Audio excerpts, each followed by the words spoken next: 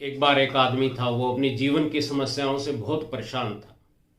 कभी पैसे की तंगी होती तो कभी उसके दफ्तर में किसी से अनबन हो जाती, तो कभी सेहत खराब हो जाती।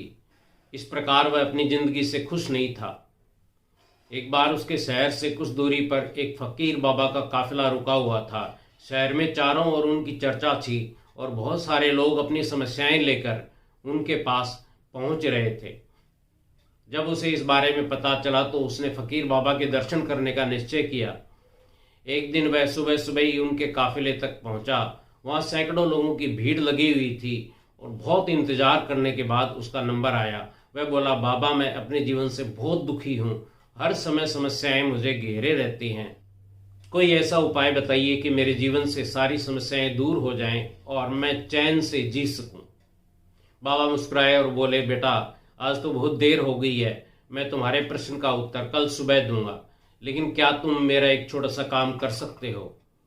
बाबा बोले, देखो बेटा, हमारे काफिले में 100 ऊँट हैं और उनकी देखभाल करने वाला आज बीमार है।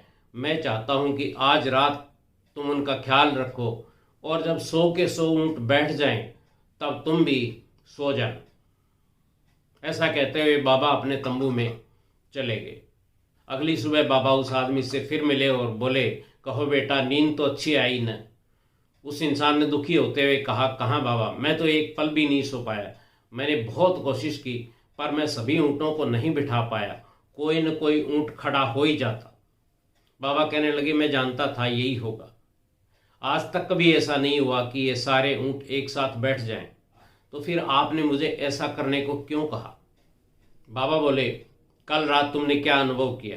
यही न कि चाहे कितनी भी कोशिश कर लो, सारे ऊँट एक साथ नहीं बैठ सकते। एक को बिठाओगे तो कहीं दूसरा खड़ा हो जाएगा। इसी तरह तुम एक समस्या का समाधान करोगे तो किसी कारणवश दूसरी समस्या खड़ी हो जाएगी। जब तक जीवन है समस्याएं बनी रहती हैं, कभी कम तो कभी ज़्यादा। तो वो व्यक्ति कहने लगा, हमें क्या करना चाहिए? समस्याओं के बावजूद जीवन का आनंद लेना सीखो। कल रात क्या हुआ था? कई ऊँट रात होते होते खुद ही बैठ गए, कई तुमने कोशिश करके बिठा दिए और बहुत सारे ऊँट तुम्हारे प्रयास करने के बाद भी नहीं बैठे। और जब बाद में तुमने देखा तो तुमने पाया होगा कि तुम्हारे जाने के बाद उनमें से कुछ खुद ही बैठ गए। समस्याएं भी कुछ ऐसी होती हैं, कुछ तो अपने आप खत्म हो जाती हैं, कुछ को तुम अपने प्रयास से हल कर लेते हो और कुछ तुम्हारी कोशिश करने पर भी हल नहीं होती। ऐसी समस्याओं को समय पर छोड़ दो। उचित समय आने पर वे समस्याएं खुद ही खत्म हो जाती हैं। जैसा कि मैंने पहले कहा, जीवन है तो समस्याएं रहेंगी, पर इसका मतलब ये नहीं है कि हम दिन रात उन्हीं के बारे में सोचते रहें। यदि ऐसा होता तो ऊँटों की देखभाल करने वाला तो कभी सो ही नहीं पाता। समस्याओं को एक तरफ रखो और जीवन का आनंद लो, चैन की नींद सो जाओ। जब उनका समय आएगा तो वे खुद ही हल हो जाएंगी। जो चीज़ें जीवन में ठीक ठाक हैं उनके लिए परमात्मा का धन्यवाद करना सीखो। तकलीफ़ें खुद ही खत्म हो जाएंगी। आपका दिन बहुत ही बेहतरीन गुजरे। नमस्कार।